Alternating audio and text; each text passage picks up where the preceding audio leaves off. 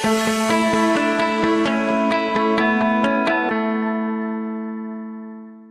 great to hear your thoughts. We'll get your voice in a minute. You know, the challenge of this work is that you're a pioneer. And of course, we live in authoritarian cultures. We live in authoritarian organizations. There's a comment in here about how most of the leaders in Indonesia are still practicing authoritarian leadership style. Most of the leaders in the United States and the West are practicing authoritarian leadership style. So you're not alone in that. Thus, employee stays in company not because they're engaged, but because of their complacency. And that's a very wise statement. And so the challenge is not so much with the leaders. The challenge is with the employees. And most of us at some point in our life make a choice between safety and adventure. And most of us choose safety. And when you choose safety, you yield sovereignty. You give up your freedom. You give up your choice in exchange. And so there's two lines in front of the room. One of the lines says, get your safety here. And it's a long line. And when you get to the front of the line, you say, I want my safety. And they say, fine, here's your safety. And you say, what do I have to pay for my safety? And they say, well, you have to become dependent. You have to become compliant. You have to treat the bosses as if they're important. And you have to go along in order to get by. There's another line right next to it that says adventure and freedom. And that line is empty. You can walk right to the front of the line as soon as you get in the room. And you say, I do want some choice. I want some adventure for my life. I want some meaning for my life. And they say, fine, here's some adventure. Here's some meaning. Here's your freedom. And you say, but what do I have to pay for that? And the price you pay for freedom is loneliness and anxiety. So if you're feeling like you're kind of alone, and if you feel anxious, and if you wake up in the middle of the night wondering what is going on here, that means you've chosen freedom over safety. And so part of our work is to confront employees with their choices and not let them complain about their parents that they didn't choose. Most employee surveys complain about bad parents. I would never ask anybody, how do you feel about your supervisor? Because the supervisor is not cause. And in my notion, if this translates well, is the inmates run the prison. And so part of organization development work is to bring employees together and confront them with the fact that they have choices as to what they want to create. When people always complain to me about their boss, my response is to say, why are you creating your boss that way? And the reason that bosses maintain such power is because as employees, we're not connected to each other. And one of the effects of patriarchy, high control, parenting, authoritarian cultures is it isolates us deeply from each other. And it tells us you are here to compete with each other. And if you want to create a high-performing organization, you bring employees together and talk about what they want from each other. What do they want to create together? And no boss is powerful enough to stand up and hold the control in the face of 7 connected, related, clear employees. And that becomes the movement. That becomes the activity. And so you're right about that. Another question has to do with how do we convince people. So the sentence I like is that all transformation is about language. And our work in our field is to shift the conversation, to engage people in having conversations they have not had before. And I want to spell out what those conversations are and get away from the notion that I can sell people into performance. I can sell people into commitment. People do not resist change. They resist coercion. They resist top management coming up with a vision and then cascading it down the organization like water, like a waterfall. Let go of that notion.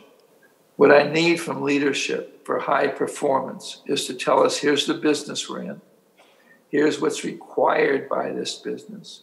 Here's the financial and results that we need to sustain ourselves. And so they set the boundaries. They name the game. And they do have an influence on not saying no to the culture that we want to create together. And so our job is to bring about transformation by engaging people in a different language. And let me tell you, get very specific about that language. Most of the language we have now is to talk about problem solving. What are we going to do? It's illegal in the United States to leave a meeting without a list, without an action plan. The alternative conversation is about possibility. What did we come here to create? What do we want to create together? What's the crossroads we're at this stage of our development is the most powerful question in the world. And so you get employees together and you say, let's talk about the crossroads we're at. And then the second conversation is, when people are facing a challenge, you say, what have we done to help create that challenge? What are we doing to participate in the very thing that we came here to complain about? There is no more helpless creating conversation in the world than to complain about someone else. It's very satisfying, but it breeds helplessness. And so if you're concerned about employees stepping up to the partnership role, and you should be, because it takes a compliant employee to produce an authoritarian boss. The most powerful question you can ask them is to say, what are we doing? What are you doing to contribute to the very thing you're complaining about? And people say, I didn't contribute, I'm innocent. And then you say to them, well, if you were contributing to the thing you're complaining about, what form would that take? And so that's a conversation of ownership. And it's an antidote to the conversation of blame. And in the Western culture, as you know, all we care about is whose fault was it? That's the most useless question in the world. That creates a retributive or a punitive culture. What we want to know is, what did we do to create? Another conversation that changes the world is to validate people's doubts. Authoritarian, high control cultures pretend as if we're all confident, as if there's nothing wrong, we're just fine. And if you doubt us, if you dissent from what's popular, you're a traitor. This is the world I'm living in now. Living in the United States is, if you speak up against, you're considered un-American, unpatriotic. If you kneel on your knee during a football game, you're considered And so we're trying to create a culture where dissent is valued. And the dissent questions are, what doubts do you have about what we're doing?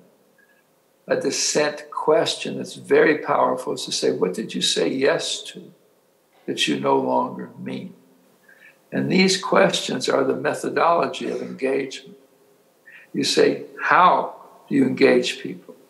How do you create a culture that values our humanity? I become a human being when I talk about the future and its possibility. I become commodified when all I do is solve problems. I become a human being when I say, here's what I'm doing to create the difficulty I'm facing. I become an object when I think other people need to transform and it's their fault. I become a human being when I say, here's the yes I said that I no longer mean. I humanize ourselves when I say, here's the no. If you can't say no, then your yes means nothing. I am never more human. We are never more engaged than we talk about what do we want to say no to, because that creates space to our commitment. Another conversation that has great power is the conversation of promise or commitment. It's not, what are you going to do for me? That's the dumbest question in the world. If you're a leader and somebody says, well, what's in it for me? The answer is nothing. Now, what do you want to commit to? And later on, to end this session, we'll talk about what's the promise you're willing to make with no expectation of return. If I'm only willing to agree to something because there's something in it for me, then I've turned myself into a commodity. I've put myself on the shelf at Walmart and said, here I am, are you willing to pay the price to get me?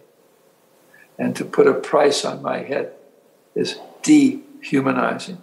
And so you ask people, what's the promise we're willing to make to each other? And the promise has a sacred dimension. It's a promise. When I make a promise to each other, it becomes a covenant. And it becomes a promise not only to each other and myself, but to God. And so you can use language that makes secular space sacred. That's what you're doing in this conference when you pray, when you have music. Although I must say, if I was holding a conference in Indonesia, I'm not sure I would play the Beatles during the break. But, you have to live with that. The last conversation that humanizes, or is the methodology of engagement, is a conversation of gifts. The patriarchal world steals our humanity when it talks about my deficiencies. And so I grew up with the notion that I'm alone, I'm on my own, and my job is to work on my deficiencies. The transformation that it finds a better home in an Eastern culture, in an Asian culture. Because in Asia, relationships mean something to you. In the West, relationships, we have to convince people that relationships matter. In Asia, relationships matter. And the basis of relationship is, what's the gift I came to bring? What's the gift we receive from each other? And so these are transformational conversations. And our function in OD is to invite people into a conversation they have not had before with people they're not used to being with. You have amazing diversity in your culture. And you say, well, that diversity gives me the opportunity to be surprised. There is no transformation without surprise. There is no transformation without adventure, without risk, without anxiety. That's why we cry when we're brought into this world. The baby comes out of the womb, and the first thing it starts crying because it knows what it's in for. We know that it's a heart. And so transformation is about shifting a language. All transformation is about language, is linguistic. And our function in OD, in order to create an alternative narrative, in order to engage people, is questions that we use to have people talk to each other in a different way, talk to each other as powerful agents, not compliant employees. And people will say, yeah, but don't you understand about my boss? And I always say, I do understand your boss, comma. Now answer this question. What is our contribution to the thing we're complaining about? Answer this question. What's the gifts we came here to bring? What's the gifts we are receiving from each other? What's the resentment we hold that nobody knows about? This is a dissent conversation. What have we said yes to that we no longer mean? And so a lot of these comments of yours about how This is the methodology. There's another comment in here that says, your thoughts about parent-child relationship is interesting, and but still needs balancing with performance-driven and strong vision. Well, strong vision is about engagement. Strong vision is about partnership. Strong vision is confronting employees with their choice, with their freedom, with their capacity to create an alternative future. And when somebody wants you as a leader to be a parent, you just say, I'm not your mother. I'm not your father. I already have children of my own. I want to be a partner. Now, I am your boss. And this is not an argument against structure. It's not an argument against hierarchy. It's the way we live it out together. Let me just see if there's anything else here I want to respond to. Purpose-driven. You understand what I'm talking about. 50% of our employees are millennials. What's the best empowering methodology to get employees to be connected? Now, that's what we're talking about. It's always a conversation. It always takes place in a circle. And millennials, they're looking for purpose and meaning at a younger age than I did. When I got out of school, all I wanted to do was make a living. I went to work for Exxon, and my thought was, are you sure you haven't made a mistake? Because when you go through school, you act as if you're learning something, but you're not. And so I knew how to smile. I knew how to make eye contact. I knew how to be a pleasing student, so I got decent grades. And then you think when you go to work for a company, they're going to find you out. And you realize they won't. And so I was fine at Exxon. But it was not a question of meaning. It was a question of, can I make a living? Well, our young people now are smarter than that. And so basically, you have to say, well, what is the point here? What are we trying to create in this sales department? What are we trying to create in this production unit? What are we trying to create in this IT department? And a lot of our work and training is to take people who think they're technical people and say, well, if you want your ideas used, you've got to build relationship. And you need a purpose larger than speed, cost, efficiency. And so that's, and the methodology is conversational. Engagement is about a conversation. Even the conference you're having now, if I asked you, where did you find meaning? You'll say it's in the people I met in the small groups where we talked about things. And so right now I'm kind of in a leadership position, all right? I have a microphone, I'm talking, you're listening, you're acting interested, and I appreciate that.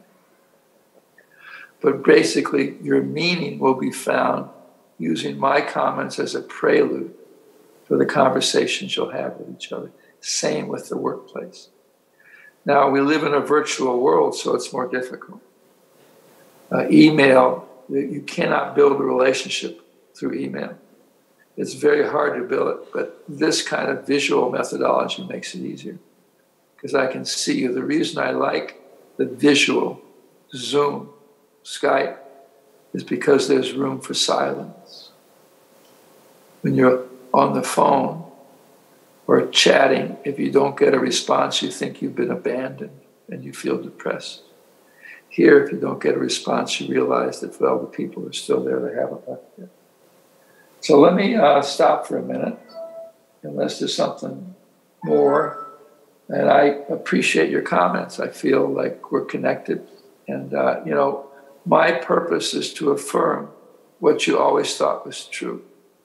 And most transformation, because most of us that believe in a partnership, empowered in organization development, it's a lonely pursuit, because you're going against the culture. And so we need each other to realize we're not crazy. My job in the world is to help people understand you're not crazy. You're not alone. and there's nothing wrong with you. And that's the message I came. And if I had any integrity, I'd say goodnight and let you talk to each other, but I don't. So let's take questions. If that wasn't wisdom, I don't know what is. Let's give Peter a round of applause. Sorry about that. Would anyone like to come up and ask Peter a question? Or make a statement. Or just tell me what you had for dinner. I'm lonely over here. Come on up to the front.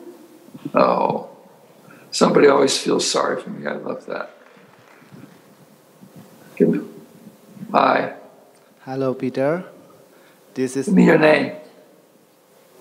Your name. Hi, Peter. This is Ong from Myanmar. I would like to ask a question. It's about the power distance. In Myanmar, there's a very high power distance between the leader and the followers. The followers really hesitate to spread out their idea and their feeling in some situation. So at that situation, how to manage and how to engage the very high power distance, how to transform the very good organization. Thank you so much. Thank you for asking the question. You're a very courageous person. You went first, and you're doing the hard work, and all the rest of the other people are sitting there feeling safe at the moment, so thank you. So let me respond to your question. Stay where you are, okay? People will be cautious. I understand about the high social distance. The reason the distance is so great is because the people at the bottom are not connected to each other. They think they're alone. And they're afraid that if one person stands up, they'll be pounded down like a nail. And so the work is to use the small group to help people get connected first. And then if you call on people, they will speak up because they know they have the support of their colleagues. And the small groups are 4 or 5 people in a group, so that everybody's voice is heard.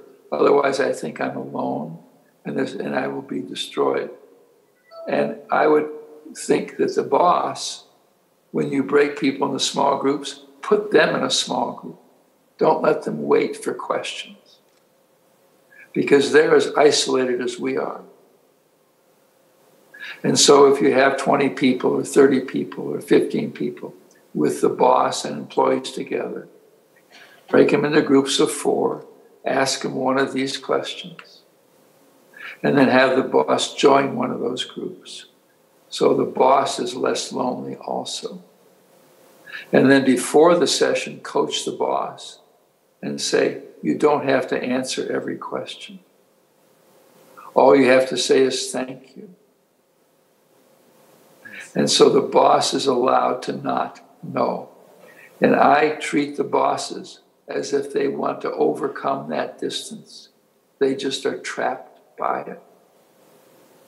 And then if you still have a job after that, give me a call. Thank you. Okay, thank you very much.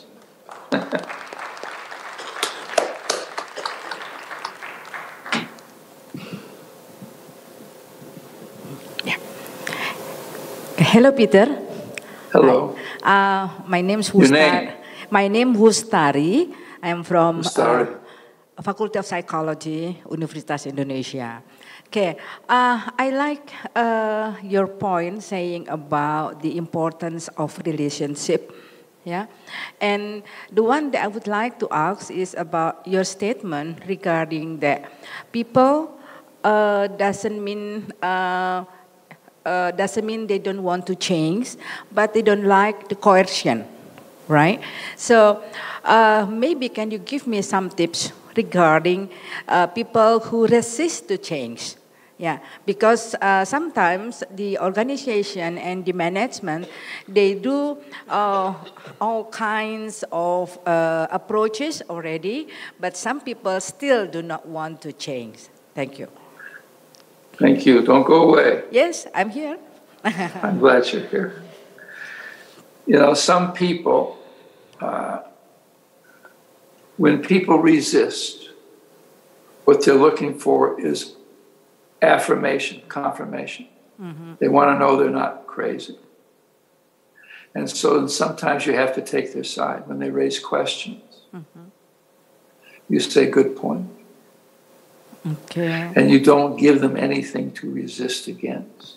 Now, if they don't perform, you fire them. But not coercion, right? Just fire. Well, no, I'm just saying that if people have to deliver on their promises. That's what I mean by perform. And so if people are not delivering on their promise, I don't call that resistance. I call that low performance. Okay. But if people complain a lot, object a lot, just say, good point. Don't give them anything, because if you push back on resistance, it gets stronger. I see. And I don't worry about the resistant employees, because I worry about the people who are watching. Okay. And so I don't want to value and reward the most resistant people by giving them a lot of attention, as long as they deliver on their promises. And if the company is changing direction, which is fine, then you have to ask people not to vote on the new direction. All right, I trust the leaders to know what direction we're headed in. But I ask people, what role can you play in moving in this direction? What do you want from us as leaders to make this transition more successful?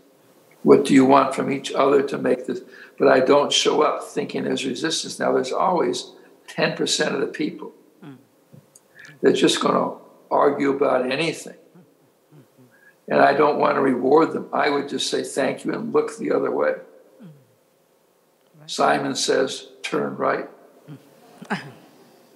Okay? Okay. And that's just a way of thinking about the resistance. Don't try to overcome the resistance. Any thoughts about what I just said? Okay. Okay. Yeah. You want to say anything to me about what I just said?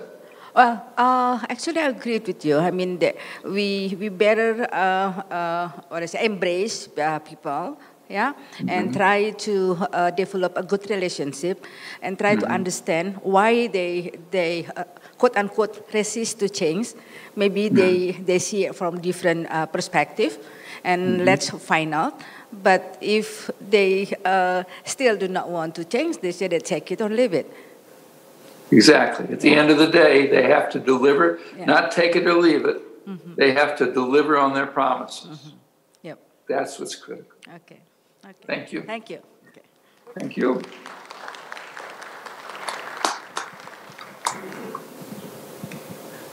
Hello, Peter. Hello. My name is Mario. I'm from Indonesia. Mario, huh?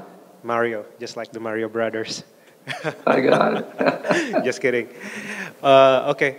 For this past 3 days, we've been talking about organization development, transformation, and a little bit specific about, we're talking a lot about the era of disruption.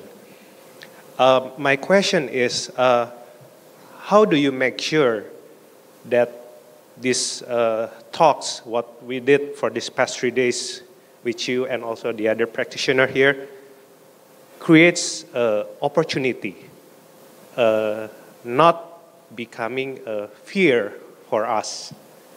Because this kind of talks, for some people, might create fear, and rather than they're willing to change, it creates a demotivation for themselves. It does. Yeah. You know, thank you. Thank you. Thanks for stepping up and saying something. Thank you very much.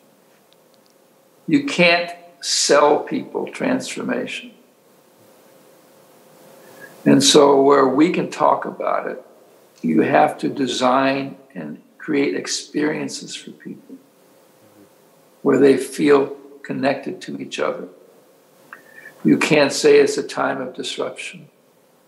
It's a time of transformation. And we need to, if you preach to people, it scares them. And if you preach to people, you're acting as if you're fine and they're not. We're all afraid. The world is frightening. If you're paying attention at all, there's every reason to be uncomfortable. And so what I need is you. I need to feel connected. And so basically our role is to engage people in conversations about what the future might look like.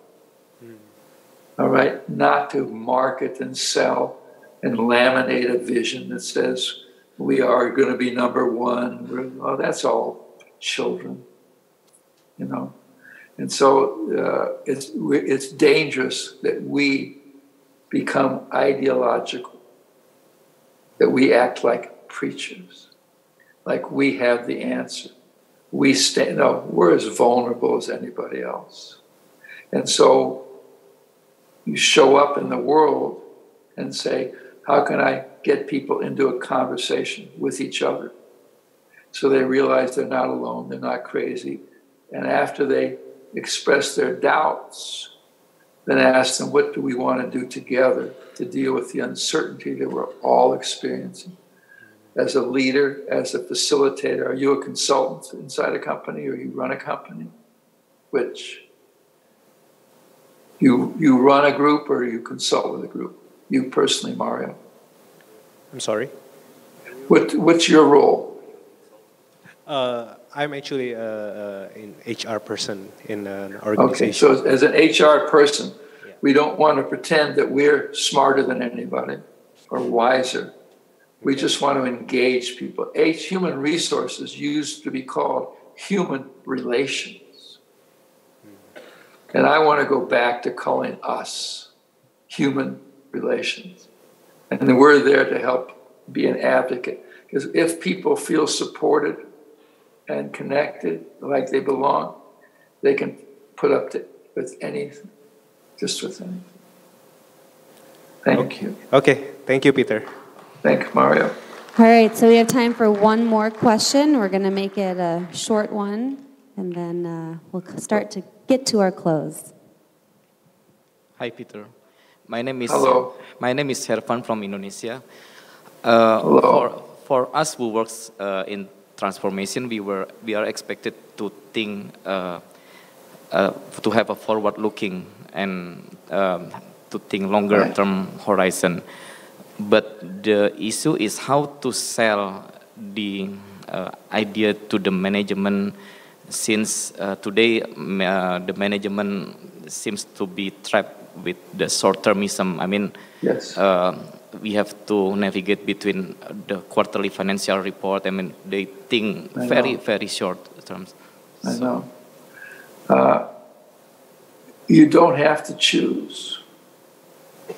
The world is quarter to quarter, minute to minute. But what we're offering is a pathway to high performance. And all you have to do from management is to get their permission to work with those people who want to take a longer term perspective. You can't change top management's mind. All you want is their permission. I don't need their commitment. I don't need them to be role models. I don't need them to lead the change. I just need them to tolerate you working with people that realize if all I do is what can be done quickly, nothing will ever change. Nothing will ever work. You can't create an alternative. You can't adapt to a disruptive environment by focusing on what's going to work tomorrow. And so just don't worry about top management other than don't get mad at them. And don't let them get mad at you. But who could possibly be mad at you? And just kind of put up with them. But you're right, this is the tension. See, life is a paradox. It's not a pathway to the stars. To be human is to experience the conflicting nature of existence. The fact that these things are always pushing on us. So I don't want to have to choose or find a middle way. I just want to say, yes, we live in a short-term world. And I'm going to work with those people that realize it takes time to build, to get strong. You can't go to a gym tonight and expect to be strong tomorrow. And so they'll trust you because of who you are. They'll give you permission. They won't know what you're doing. But there's always people in the organization that want to take the time to engage. And in fact, high engagement is a faster path to a solution, especially if people want an alternative future. If you do something quickly, you'll keep doing what you did yesterday. And so the question I use, now then I'll be quiet. She asked for a short question. She wasn't expecting such a long answer, so that's my fault. But the question I like is, do you want to create a future distinct from the past? And when anybody says yes to that question, you have a good partner. Anyway, thank you. Thank you. Thanks for coming up. Thank you. Okay, so we only have a couple minutes left, but I'd like Peter to leave you with one last question, and then you're going to spend a quick 2 minutes at your table. Turn to your partner, and you're gonna answer it, and then we're gonna close. So, Peter, would you like to ask the final question? Can I ask one that's not on the wall? Yeah. Okay, so what I wanted you to do is with the two or three people at your table, I want you to tell each other what they have done in this session that you appreciate. What gift have you received? And I know you don't say this out loud, and I know you're a shy culture, but I want you to do this because Simon says, tell each other, here's the gift I've received from you in this session today. And when somebody says something nice to you, just say, thank you. I like hearing that. Okay? So do this now. Simon says, tell people what they've done that you've appreciated in this session. And you have 3 minutes because I talk too much. Is everyone clear on the question? Great. Do it. Do it now. Don't look at me.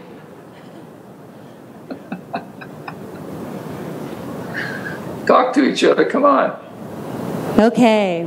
I'm noticing a lot of engagement. That's great. But I want to keep us on time and get us done by 11:30 so you can get to prayers. I get to talk to Peter? I got to talk to Peter. Yes. I want to thank him. All right, so we're going to bring the room back, and Peter's going to say some closing words.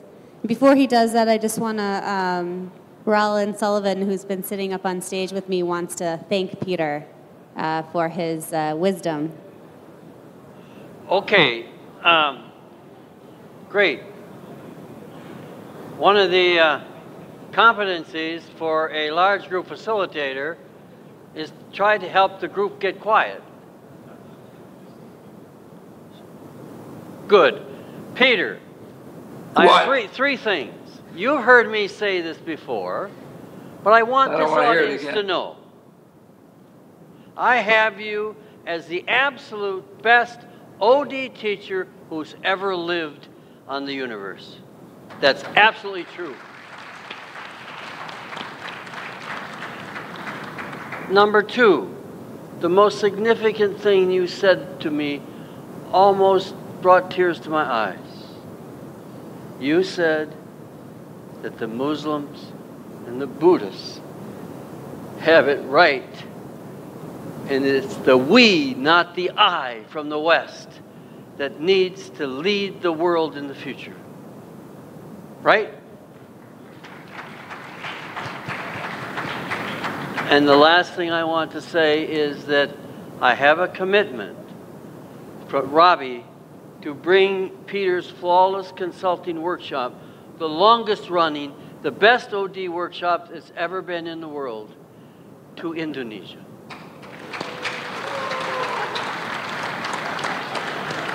And I thought that was your last point.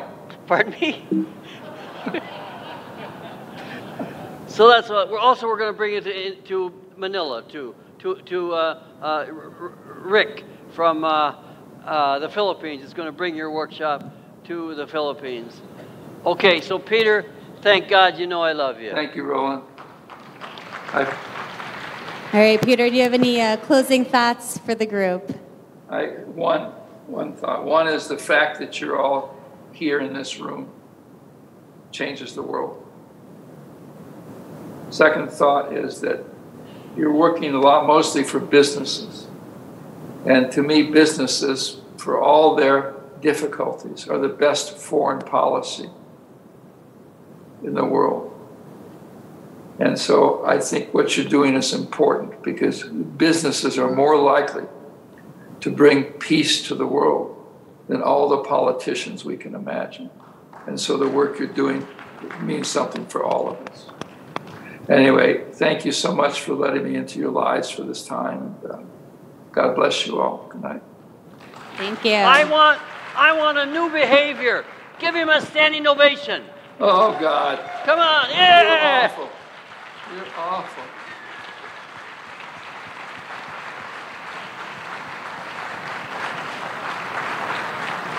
Thank you, Peter. Thank you. All right. So we've got a little bit of time before lunch and prayer. And I wanted to introduce someone else to you. He's been sitting up on the stage with me. His name is Roland Sullivan. So he calls himself one of the original 100 change agents in the field of OD. So he's been around since the very beginning. He's the founder of the Asian OD Network and other OD networks in other parts of the world. He's led transformation and change journeys in many organizations in many different industries across the world. And he's known for his process whole system transformation. So do you remember me talking about that on day one? So this is the man who created the process. And he's also taught in universities and is really considered one of the pioneers in OD, along with Peter. We're really privileged to be able to connect with some of these godfathers, with Shine, with Bunker, with Peter Block, with Roland Sullivan. This is a gift.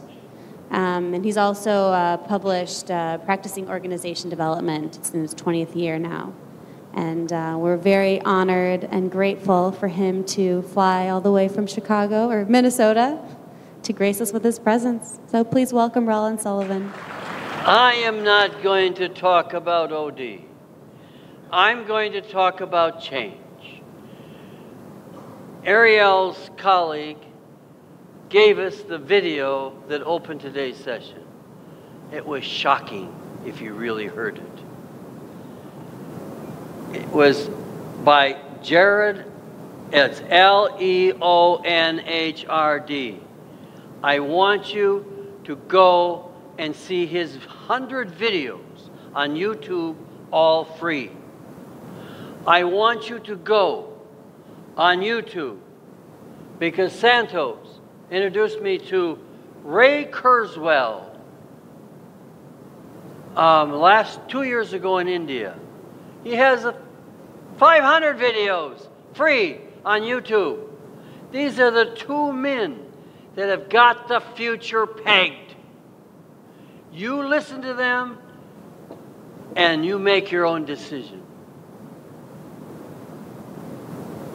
We are in the age of exponential change. Change has been linear up to this point. When you count linear, 1, 2, 3, 4, you go to 30. When you count exponentially, where the double change happens every year, you go exponential. That's where we are. That's when you count 30, it's 1 billion. That's what's happening now. And I'm going to give you some evidence that I've just heard. Singularity, studied by Ray Kurzweil, University in Silicon Valley, says that singularity is that you are going to be united with the computer. It's already happened in Minnesota, 50 miles from my home. The computer is in a chip right here. People are going to have the computer in them. They will be connected to the cloud. You will have instant access to all information. And the computer, who has been doubling its strength every year, is coming. Voice recognition will be polished in 1.5 years. No more keyboards. You will be talking to machines, machines will be talking to you. Perfect translation. So when I go to Japan, I can talk into the cloud and it will be translated instantly in English from Japanese, and vice versa. Any country in the world. Instant communication in the world. No language barriers. By the year 2050, you will be 1 billion times more intelligent, connected to the cloud, where the computers are doubling their capacity every year. IBM is in the lead. Free Wi-Fi is coming. 5 companies right now are fighting to get the satellites up there to offer free Wi-Fi. 1 trillion times faster. A movie comes down in 1.5 seconds. It's coming. It's happening. There's a world leadership vacuum right now. The United States has been the leader. We know what's going on there, right? China is jumping in. China is the only country prepared for the future, because they understand this. They want to be the leaders in artificial intelligence. And Russia knows that they should be too.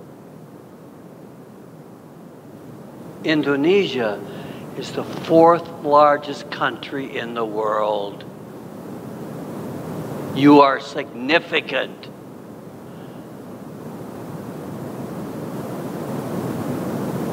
India is going to lead the world by the end of the century. Why? They have the people, they have the resources, but they got to stop arguing with each other. Because when Uday Parikh and I started the Asian OD Network, Uday Parikh comes from National Training Laboratories. He was the first NTL fellow who was non-American, Asian. He gave me a book in the 60s. It was called The Argumentative Indian. Okay? We're going there in a couple of years. The Asian OD Network come.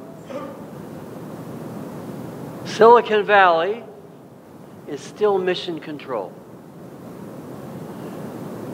They transcend all the political stuff.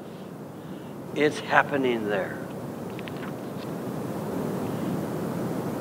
Indonesia is the only country in the top 10 that has an OD professional talking with the president, and Dr. Soon Irham Dilmi.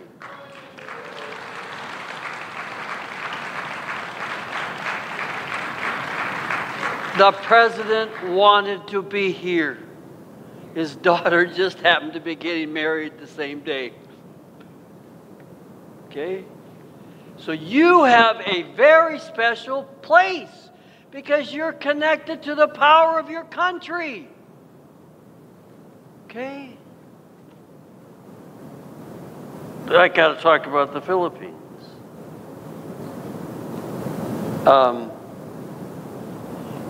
They're doing the best OD. We're expecting 1,000 people next year at our Asian OD Network Conference. Rick is going to lead it right there. He's going to be our new president.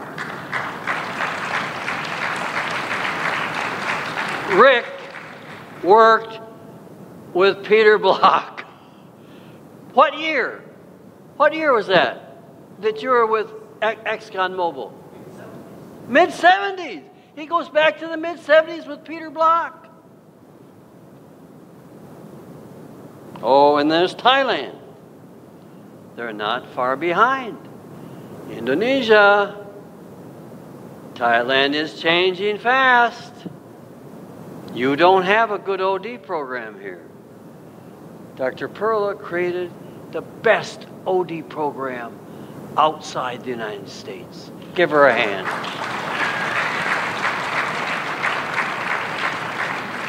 Her and I and Eric have been friends from Colombia, Mexico. What year? Well, how many? 20 years ago? You were 7 years old, right? Perla was so nice to her. She's a 7-year-old kid. My client from Infosys says this. Very important. All organizations must transform immediately in order to take advantage of the shifting market conditions. Because if you don't, somebody else will. This is the bad news. Many organizations are just going to fall off the cliff. There's not going to be a Sony around very long. I convened all the world's boutique sound producers. Sony was the only one who didn't show up. We saved millions doing whole system transformation with Panasonic. Okay? They're isolated. Kodak fell off the shift. Who would have thought the #1 realtor in the United States 2 years ago, Toys R Us, would be in bankruptcy right now? Who would have thought?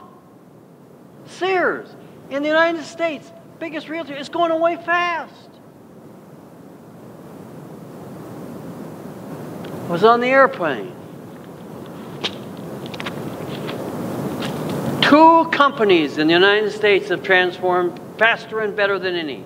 IBM, I worked with their HRD people. I says, why? Because our CEO was fearing failure. They've transformed and they're continuing to transform, and they're controlling the cloud right now. She told me I got to wrap up. Well, I'm going to break the rule. Here is the headline. GE from Noel Tichy. My whole system transformation comes from Kathy Dannemiller, the most powerful woman that's ever lived in OD. She saved Ford. She saved Boeing. And Noel Tichy now has Ron Lippett's job at the University of Michigan. He was the consultant at GE. I know the whole story. But look what it says. GE to slash dividend and sell off oldest division because their promised dividends is dropped 50%. Like that. They could go out of business. Okay? Change is happening. Okay, daughter, I'll go fast now. Rollin, just so we know, it's almost prayer time, so we want to make sure to honor that, and what you're saying is very important. Oh, I gotta be then. Give me 2 minutes. Is that all right? 2 minutes. Oh God, thank you, Linnea. The music industry has transformed. Now you can spend $10 US and get free 10 million songs. It's going to happen to the rest of them. Next is banking. Boop. China is the only one that's got it together. The next is doctors. The cloud, the diagnosis. There'll be no disease in 50 years. We'll need doctors. Lawyers. The cloud will decide everything. They're going to go away. Don't let your children do rote jobs. Hotels, there'll be no people in them. It's happening right now in New York. There'll be no cab drivers.